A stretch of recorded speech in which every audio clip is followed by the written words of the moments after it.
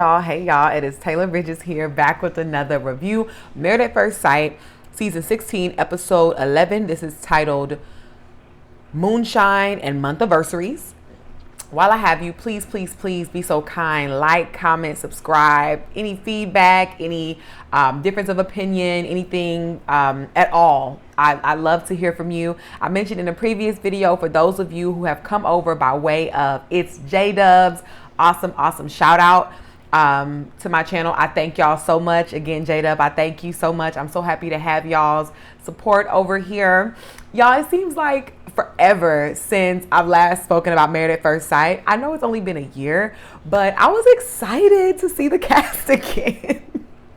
I love the villains. So if y'all ever see me caping for like the most hated, it's not a mistake. Like, it's not a coincidence. I know right from wrong. But like, this is TV, right? Like in real life, absolutely not.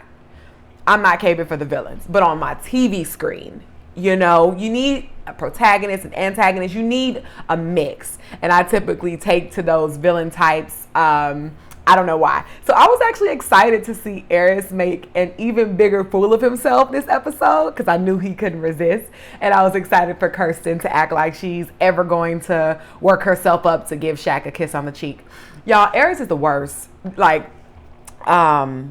this is before I even get into the review. The fact that his 40-year-old tail has really gotten on TV being himself is really baffling. Like, he's really coming on TV being himself. Aries, you are not supposed to do that. When you are that screwed up and that much of an F-boy, you're supposed to at least try to fake your personality, like Kirsten is doing. Kirsten at least has the decency to go out looking like a psycho because she has a fake smile in every scene. She looks like a psycho, but she doesn't look like an F-girl. So, Aries, you can't come on TV being your true self if you're going to be this bad.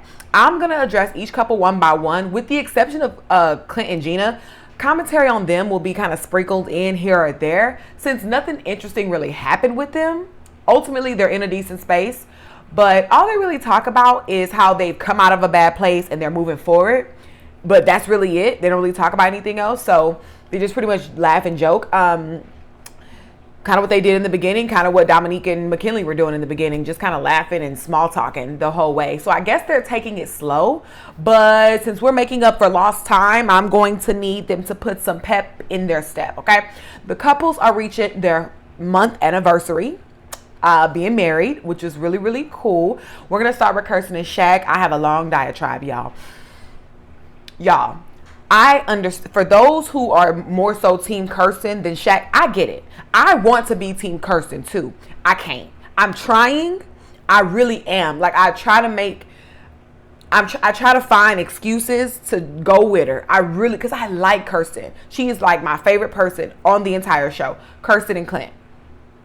I really like Kirsten. I like what she represents. I think her as a black woman, she's phenomenal. She's beautiful, successful, has her stuff together. I can't. I'm trying, okay? Kirsten's getting a pedicure with her friend. She's reminiscing over the past month being married. She says she's still working on opening up to Shaq and being vulnerable. But have you been working, Kirsten? Kirsten hasn't even given Shaq anything to go off of except for her words. So I'm putting it like this.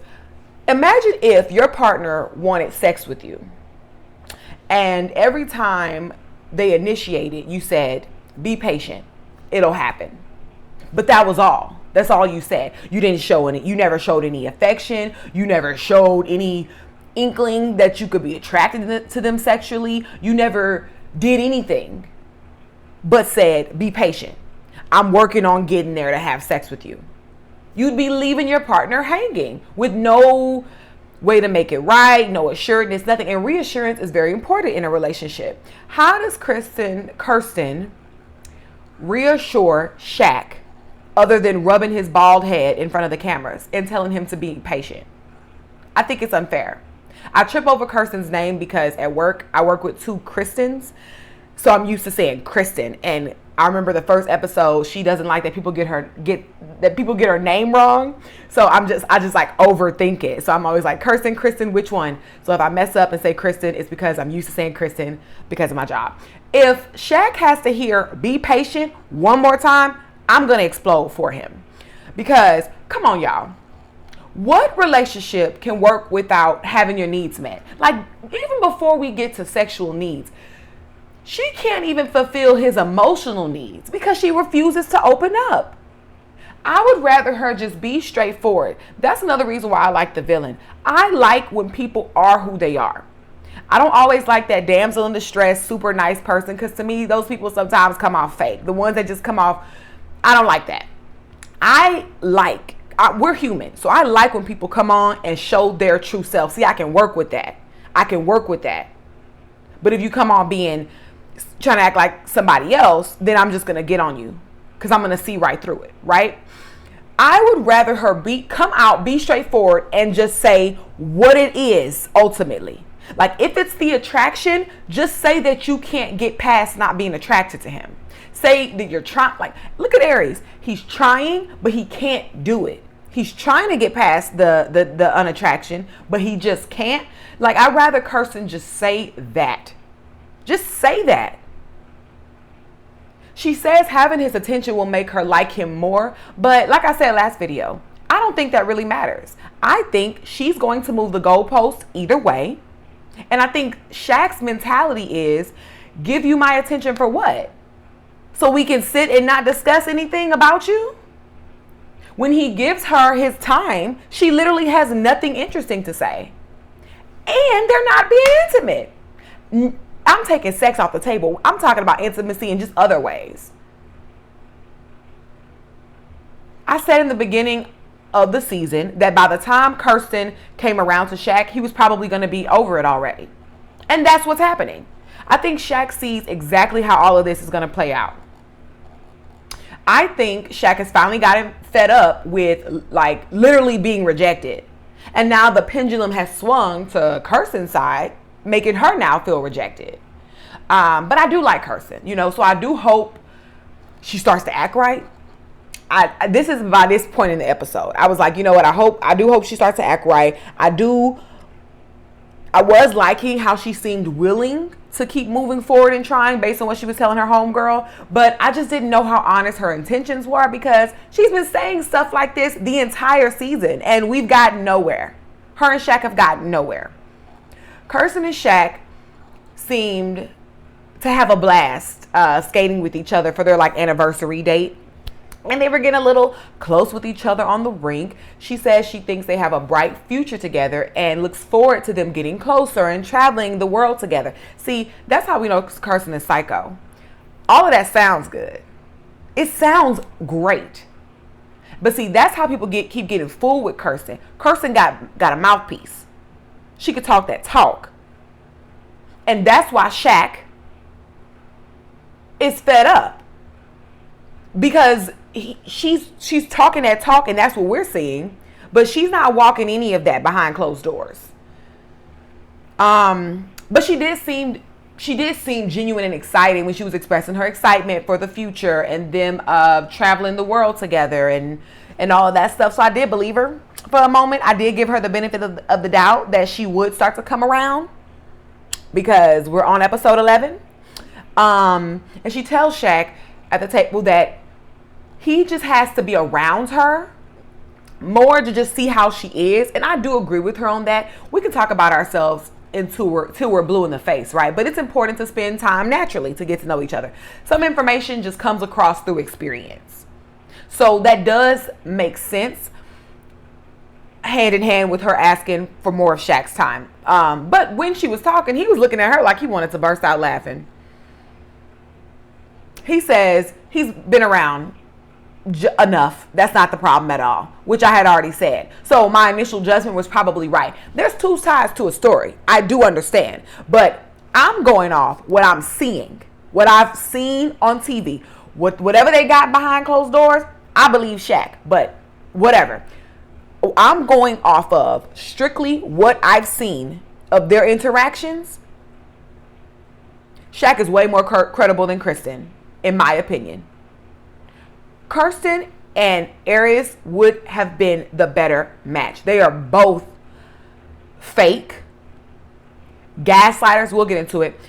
Y'all, Kirsten almost had me fooled. And I did want her to come around really bad. But in Kirsten's defense, what exactly does Shaq want from her? Like, is there a specific question he'd like her to answer? Does he want her to drop a tear to show emotion? Would her kissing him on the cheek be considered her opening up? Like, how is he measuring and judging whether she's opening up or not? Right? From my standard, from what I see, she hasn't opened up much, right? But to me, opening up is talking about the depths of you, right? Your upbringing, your mental health, your spirituality, your dreams, your pet peeves.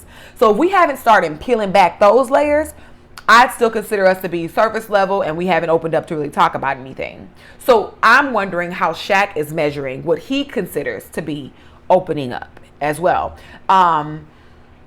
So, because the reason why I bring that up is because maybe expressing that like directly would help give her an idea, because clearly she's a little immature on the matter, so she's gonna need a little guidance. So I think it's like leaving it open-ended for her to have to respond is not gonna work. Like but then again, he's asked specific questions. Last episode, she asked him a question. He asked the same question back and she couldn't answer it. So I don't know. I feel like Shaq is damned if you do, damned if you don't.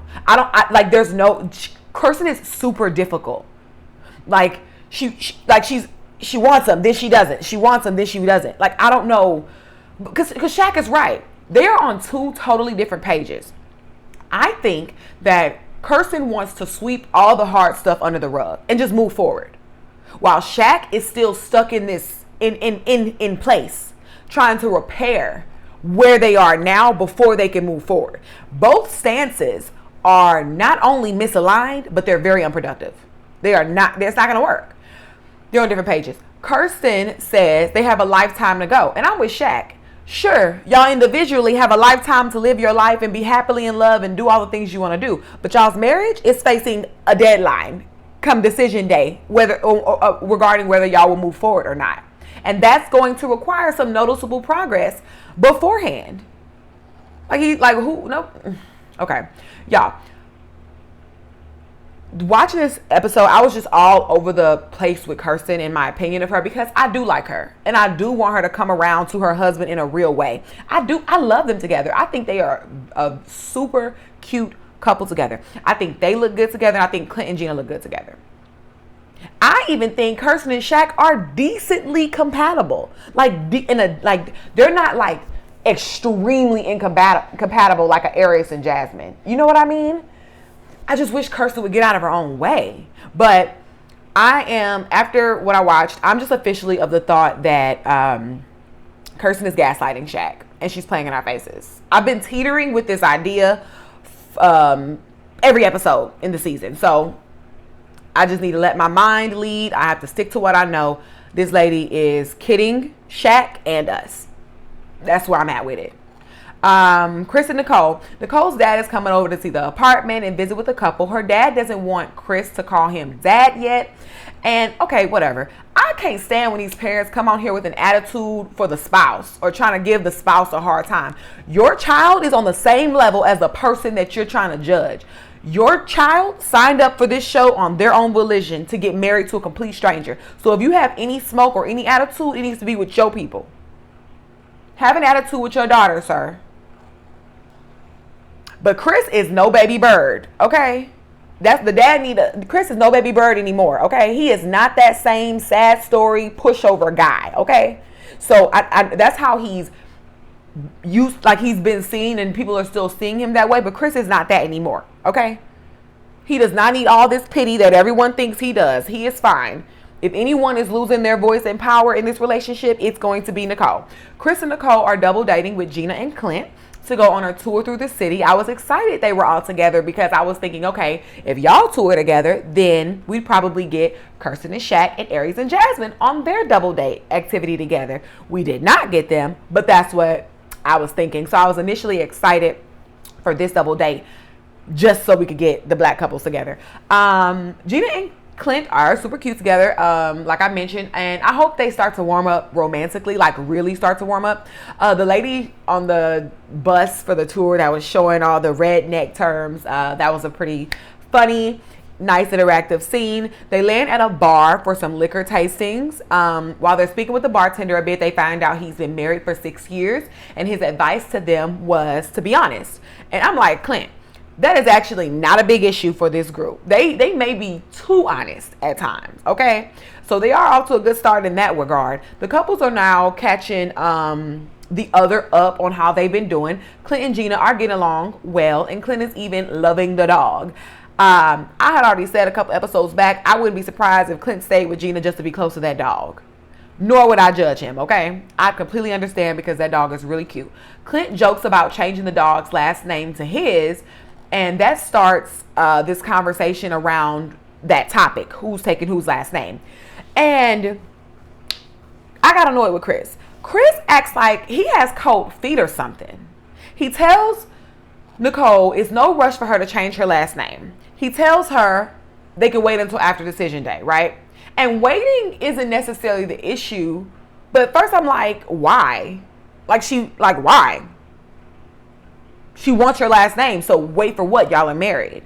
Why? Why? Second, they're on different levels in the relationship. And it serves as more of a detriment to Nicole. It's like he's not ready to be all in with his wife and make necessary provisions for the dogs, but Nicole is. He's not ready to move in together in the real world, but Nicole is. He's not ready for her to take his last name, but Nicole is. See, I like a man to lead. And these are just foundational aspects that need to be laid down. And the fact that Chris is so far removed from being ready to lay these foundational aspects amid their marriage is alarming. Y'all are not dating, Chris. Nicole is legit your responsibility now. Y'all are married. He needs to reassure her of his commitment to their relationship. And she needs to require the reassurance. Beyond the little romantic sweet talk, right? I'm talking about actionable items. Because so far, Chris has been moving I think selfishly. He didn't make any compromises when it came to his dogs. He's doing what he wants to do as far as living arrangements. I don't know. That's really annoying to me. Because no way do I feel secure with a guy that's not ready to live together after we've been married. Why get married then, Chris, if you want to go slow? See, that's what these people fail to remember on this show. This is not a slow-moving process. If you needed that, it's best to navigate your dating life outside of the show. Otherwise, come on here remembering you are expediting things incrementally. Nicole and Chris are going on a helicopter ride to celebrate their anniversary. And Nicole, contrary to what I just said about Chris, Nicole says her favorite thing about Chris is that he makes her feel special and she never has to question if he likes her or not. And no matter how much I critique Chris, I am thrilled that he's giving Nicole that reassurance, right? We all deserve that. To be with someone that makes us feel special and who never leaves us questioning how they feel about us. That type of feeling leaves you on cloud nine. I already know. So despite my critique of Chris, Nicole said out of her own lips how he makes her feel. And it's an amazing feeling. I just hope she's seeing clearly and that she's not just blinded and accepting of whatever Chris has to give because he's not nearly as bad as the dude she's dated before.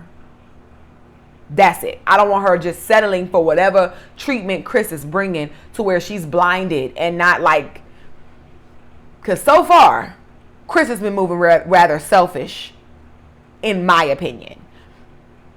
They're looking at their old wedding footage and she's being super critical of herself. And Chris says that can get annoying, which it can. Constant insecurity is unattractive. You pointed out you were thick. Either do something about it or embrace the thickness for the time being. But you'll keep putting yourself down and then you'll get confused why your partner doesn't want you. If you don't want you, why would your partner? So Nicole needs to watch her words about herself, especially if she wants Chris to watch his words about her. Aries and Jasmine.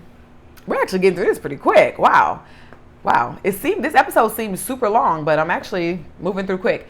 Aries is linking with his friend Harold, because I'm about to turn to Aries really quickly. Aries is linking with his friend Harold, and they're talking about this lack of sex that Aries and Jasmine are having, right? I'm glad Aries made it known that Jasmine is waiting on him, because him being without sex for a month is of no fault to his wife's. Even after telling Jasmine he wasn't attracted to her, she was still actually willing to give him some, unfortunately. Like Kirsten probably feels about Shaq, Aries says Jasmine doesn't even have a swag vibe that could help with the attraction. And I think that's because Jasmine made herself too available to Aries. And it's technically nothing wrong with it, because she's not trying to initially, I don't think she came in trying to play a game like Aries, right? So she came on a show to be married, so she's going to immerse herself in the experience and give of herself and give the best she's got. So she's absolutely correct in that regard. It's just that Aries isn't deserving of her energy and her efforts. But she wouldn't have known that at the altar. Fine. I'm not even upset with Aries for not being attracted to Jasmine. But if you weren't attracted to her, why embarrass her with all this inappropriate sex talk on TV during the honeymoon? Why bring up how much of a freak she could be?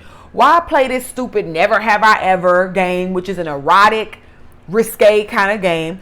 Why stress sex so much, knowing it's not something you want to do with her? Because it's luring her in only to reject her. Because he knows she likes him. He knows she's attracted to him and wants to please him. But that's because Aries is a douchebag. Harold asks, what does Aries plan to do to make it better? And he says, continue to date and go out and do stuff. And before I could mention it, his friend asks if they've had the opportunity to date so far. And Aries says their schedules are different. Lies. Aries has had a chance to take her on a date or two, but instead he took her to go wash her dog. Then instead of taking her out somewhere cute and fun where they can have drinks and maybe a cute arcade vibe, he opts for raggedy never have I ever in the living room, only to sit there and judge her for not being as much of a as he. Aries is another one that's full of excuses, like Kirsten. But another nod of credit I have to give Aries is, despite him not being attracted to her and him being a huge F-boy, I do think he genuinely feels bad about not wanting Jasmine. And I think he wishes he did and that things were going differently between them. As he says later on in the episode, he doesn't want to hurt her feelings. And I believe him. Because I believe if he really voiced his true feelings and level of attraction for Jasmine, he would hurt her feelings. And he would be mean for it. It's a nod of credit, but it doesn't mean that Jasmine should accept it in the marriage. Jasmine and Aries are going on a date to a rage room. Y'all, Aries is awful. He cannot get it right for the life of him. Talking about she needs to be able to get her rage out. Take her to do something romantic. What part of that does he not get? Take her where she could put on something nice. Why does she always have to be in sneakers, getting all sweaty or dirty every time you take her out? Bring forth a sexy vibe that makes her feel womanly and sexy and wanted. Look, there is absolutely nothing wrong with a rage room or a smash room or all those. Those are super fun. But right now, the stages of their relationship, it's a little different. They're pretty much functioning in a friendship. And these dates further that notion. And I hate that for them. See, you can have fun with your partner. See, right now, they don't need any more fun. That's the problem. They homies. They need romance. That's it right now. No way is Aries getting a chick's number that he likes and thinks is attractive and is taking her to wash her dog or go sweat and have to wear all this protective gear, messing her hair and makeup on a first date. He'd probably take her for dinner and for drinks, someplace where they can talk, get close, look nice, enjoy each other. It's really not difficult, and I know Aries knows better. That's why I'm like, he's playing in her face. But Jasmine should be the one to say something to him if she doesn't like it, because I could be projecting what I want for Jasmine onto Jasmine. But then again, Jasmine settles for the bare minimum, and I don't. So Jasmine, listen to me. Aries is giving you worse than homegirl treatment. He'd take his cousin, that girl cousin of his, out to do something more glamorous than this. The place he got drinks at with his homeboy was more glamorous and romantic than this when he was just with Harold. Stop letting this man play with you and start requiring more out of a partner. I just hope Jasmine sees this show back and sees exactly on TV what we do and just never lets a guy play with her like that again, because this is embarrassing. Aries is extremely fake. I can't stand him, right? But if he weren't on the show to get to my emotions, we wouldn't have much else to work with, okay? He's not really a liar, but he's fake. Clint and Gina were going on a hike, and when they were hiking, I was like, see, notice how everyone does fun dates, you know, that are fun, but it still allow them to get closer, get a little touchy. You know, they have fun, but they still have a romantic setting, except for Jasmine and Aries. The only reason Jasmine and Aries are on a romantic date later in the episode is because they have to do a dinner. They have to celebrate the dinner of their month anniversary. Aries would never think of this, let alone plan something like this for Jasmine. They're looking through their wedding pictures, and Jasmine is now feeling a tad over it, and she's guarded, and I don't blame her one bit. Jasmine needs to preserve herself, and she doesn't need to waste any unnecessary energy on Aries behind, okay? They're reading back their vows, and Aries isn't working at the marriage every day like he vowed he would, and Aries is annoying because he keeps pinpointing the problem, but he's not offering a real solution. He keeps saying how he knows they need to work on this and that. They need to spend more time together and getting to know one another. But you're not putting a plan in motion. You're just complaining about it nonstop and taking her on dates as your homegirl. You're not doing anything about it. Like Kirsten. Y'all are both. Aries asked what she's looking forward to. And I don't need to hear the answer to know that there's absolutely nothing to look forward to but the last day of filming so that this can be over with for them. He says he was initially checked out, but now he's trying to come to a middle ground. I do not want to be with anyone that has to think this hard to want to be with me. Like, seriously. Like a month in. A month in at that, okay? He says he was trying not to hurt her feelings while still navigating in his truth. And Jasmine asks a great question. What do you mean by that? Which I'm glad she asked, because as I said earlier, see, I be knowing. I said earlier that he just needs to flat out say it. So does Kirsten. Just say what the problem is and stop with the vagueness. Because he says he's unattracted to her, but he's only commented like on her butt not being big enough. And you can't tell me a smaller butt makes for incompatibility in the grand scheme of marriage. So what don't you like? Just like I asked Kirsten, just come out flat out and say, like, what are you unattracted to? And I don't think it should, like, it's not anything for Jasmine to like hear that answer and then change that about herself. But I think that honesty and transparency is necessary, because you're just giving this vagueness, and like, that's harmful for somebody. You know, it shouldn't necessarily be, but it could be. It shouldn't be harmful to her confidence and self-esteem. She should take everything you say with a grain of salt, but it could be, I'm unattracted to you. That could make somebody really self-conscious. Like your husband's unattracted to you and you don't know why. Is it because her stomach's too fat? Like, other than the butt, like, that's it. That's what I'm saying. A smaller butt does not make for a marriage falling apart. Not if you seriously want it to be married, which we know Aries does not. But I'm just still doing the line of questioning just to bring, like, to logicize, to bring some reason to the situation. Because what? So Aries, what do you mean when you say you don't want to hurt Jasmine's feelings, but that you still want to navigate in your truth? He said it'd be easier if they said they wouldn't have sex until after decision day. And see, the editors put this long pause before he actually gave his answer. So I was expecting him to just flat out say, I feel like it'd be easier if we just got a divorce and cut our losses.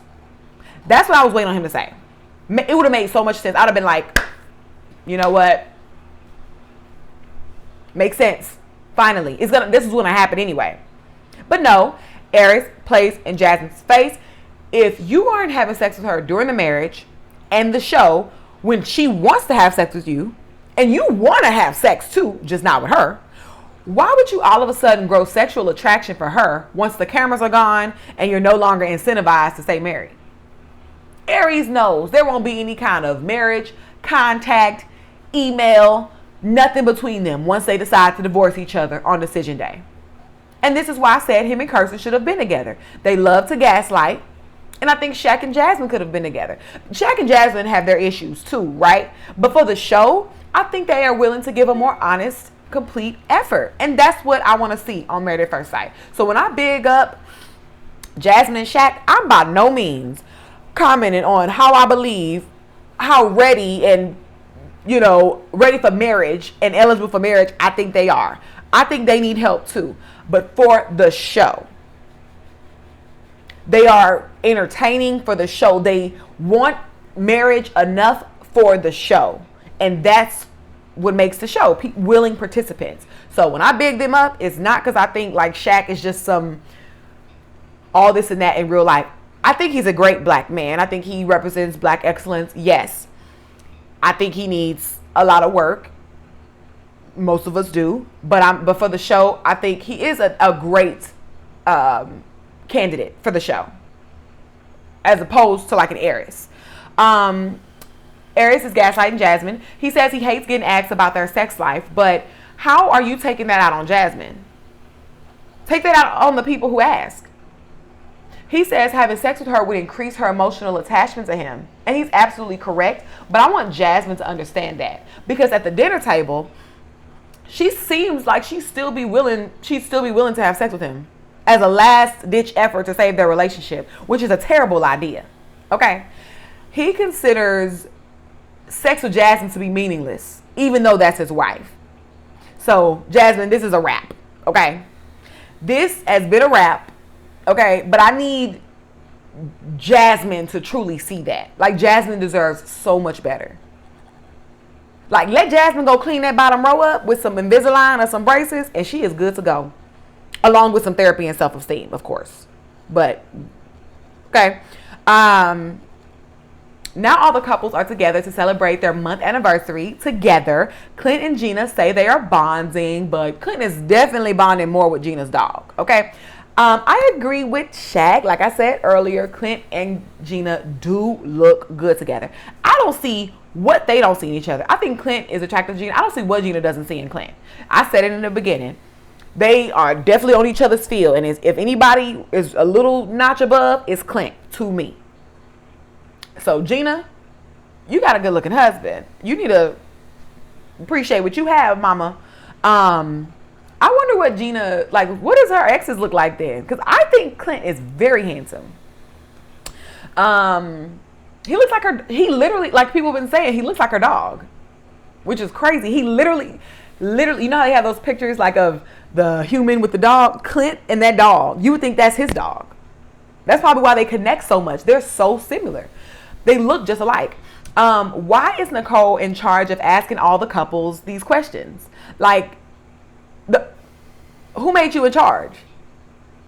But the only reason I'm here for it is because Nicole is the only one in the group that's just gonna ask whatever, and say what everybody else is thinking, whether it's her place or not. But we need somebody. Cause see, we're not, us viewers, see, like if I were there, I'd get to the nitty gritty. So y'all know I got y'all. I'd ask all the questions. I don't care. I'm gonna get to it. I wanna know. But see, we're not there.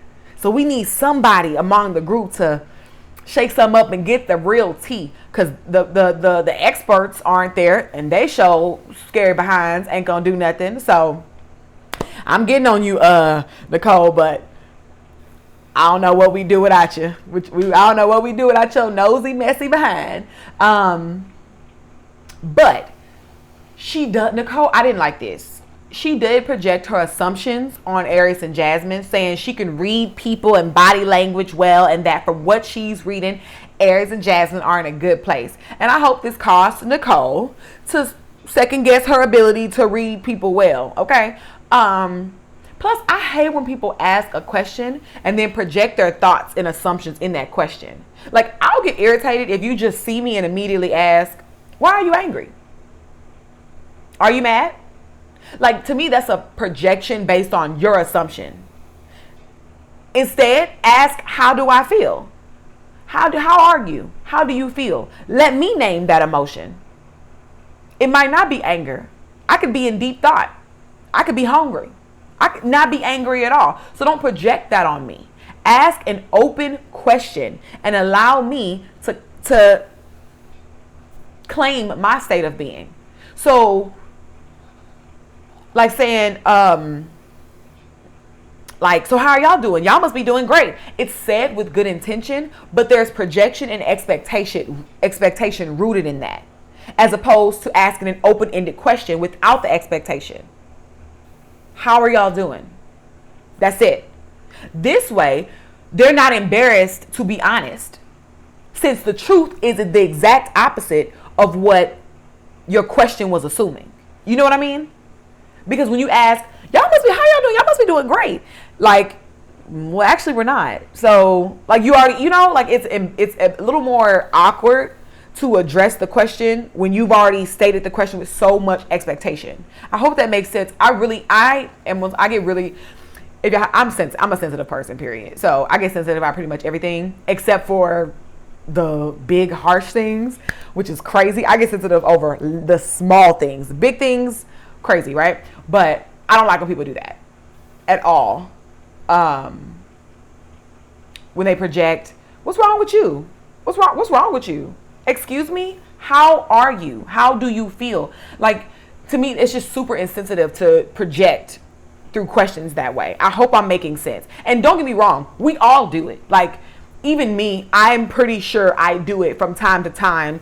I try to be cognizant of it as much as I can, though, because I can't stand when people do that to me. So if you do it, hopefully you just think about how it can make somebody feel, because I remember one time I was just like really sick, like bad sick, like bad, like detrimentally sick, like extremely, extremely, extremely sick. And then it's like, somebody's like, what's wrong with you?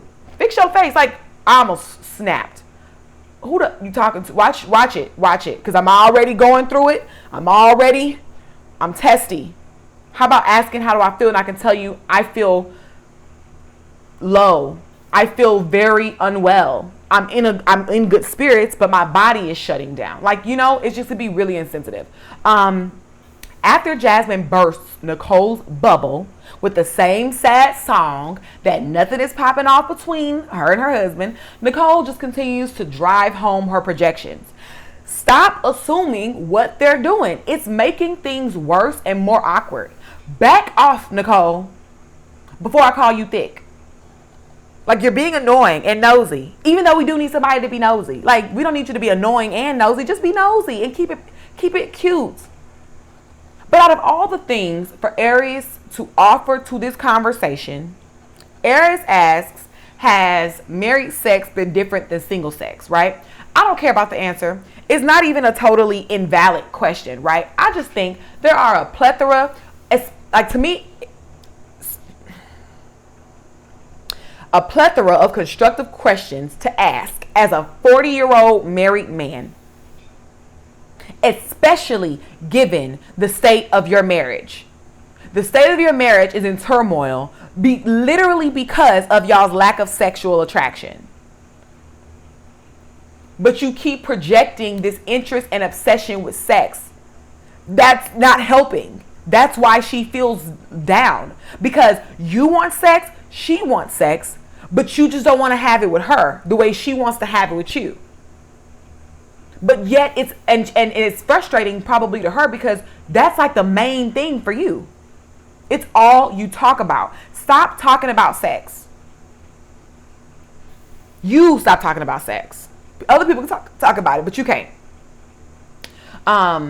Nicole then takes her nosiness and her meddling to Kirsten, and she was being annoying, but she was getting to the bottom of things. And I'm glad. There is nothing going on between Kirsten and Shaq other than her rubbing his head. And I think Shaq is over Kirsten's acting. Like, y'all haven't even pecked on the lips yet. I complain about this every review.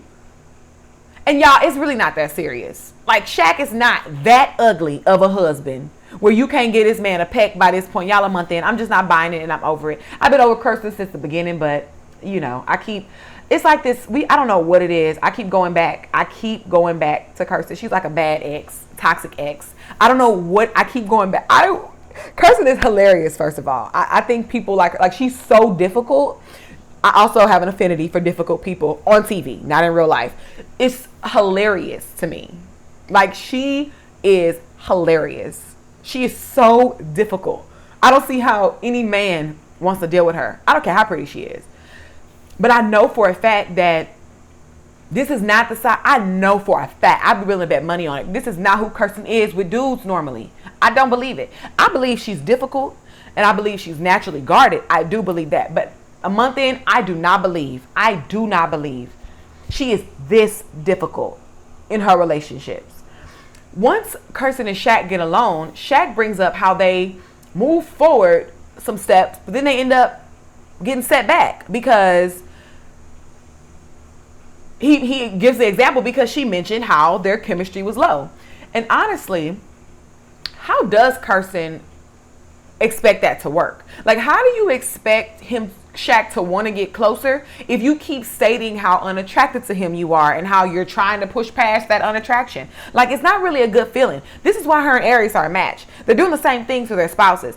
Trust me, Shaq got it. The first time you said it, he never forgot it. He never forgot it. You are not physically attracted to him. He got it. You let him know on the honeymoon. It is ingrained in his bald head. He knows it. Yes, you are trying to move past your unattraction to him. Yes, he knows. So, but when you keep stating that, how is that supposed to make him feel secure, wanted, or anything? Once again, I don't want nobody that has to work this hard to want to be with me. That's why I don't see why Jasmine is dealing with Aries. I don't see how men deal with women that they know aren't attracted to them. Women dealing with a man that you know ain't attracted to him, ain't attracted to you, and still considering the possibility of having sex with him. The self-esteem on that lady, on Jasmine. Shaq asks Kirsten, why couldn't she express herself at the house instead of just blindsiding him? And I don't blame him for getting annoyed by it because he begs her to talk and open up. Like, these are things that would make for a constructive conversation when y'all are alone, instead of just telling him to be patient and looking at him with them crazy eyes. Tell him exactly where your head is at. Tell him.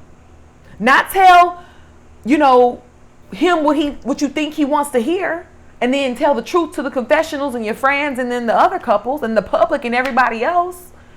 Kirsten says he needs to ask her how she feels about him. But I said it in the beginning. Y'all, I keep calling it. This is just her moving the goalpost. He asks you a question, you have nothing to say. So he's done that. He's asked. She's just making excuses. She's gaslighting. And she's pretty much trying to place blame on Shaq for the inefficiency of the marriage. And I'm not hell-bent on defending Shaq at all. The contrary to what it might seem like. Because I actually like Kirsten more. I don't know why, but I do. I like Kirsten. I really do. Me liking you and what I see as right or wrong are two different things, right?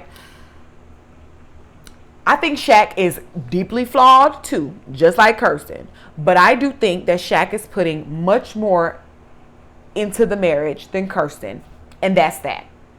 She's gaslighting, she's making excuses, and she's wasting this man's time. That's how I feel, y'all. That is my review.